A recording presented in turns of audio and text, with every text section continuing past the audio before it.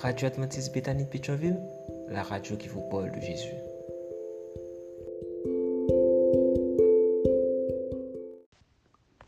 La vigile matinale provient de l'œuvre de Monica Diaz, Méditation quotidienne au féminin.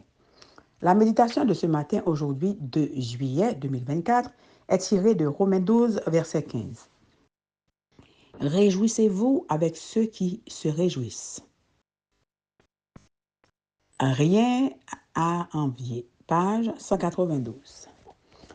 Lorsque Greg Groeschel était enfant, sa sœur Ellie recevait chaque année à Noël une carte postale de leur grand-mère accompagnée d'un chèque de $20.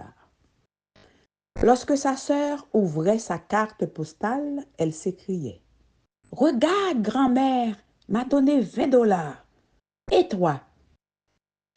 Il ouvrait son enveloppe et disait « Elle m'a donné $100. » La tête baissée, sa sœur demandait « Vraiment ?»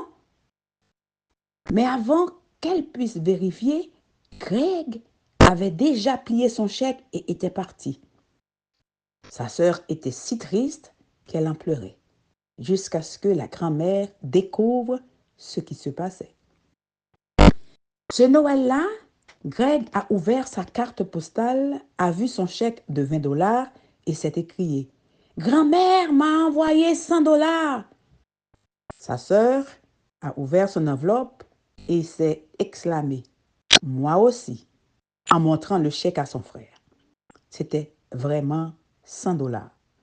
Greg, au lieu de se réjouir pour elle, était triste, comme elle l'avait été en croyant qu'elle recevait plus.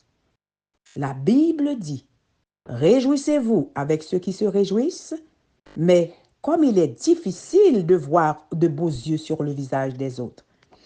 Lorsque quelqu'un a quelque chose que nous désirons, une promotion, une garde-robe incroyable, un talent particulier, le prestige, l'affection des gens, l'argent insaisissable, nous avons du mal à nous réjouir.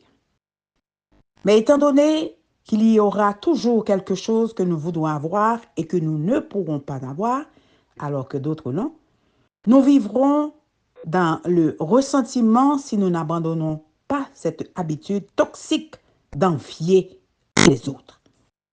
L'envie est basée sur la comparaison de notre vie avec celle des autres, ce qui montre un manque de foi en Dieu.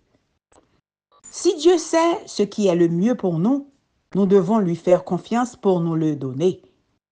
L'antidote à l'envie est donc de remercier Dieu pour ce que, dans sa bonté, il nous donne, car c'est ce dont nous avons besoin pour notre propre vie.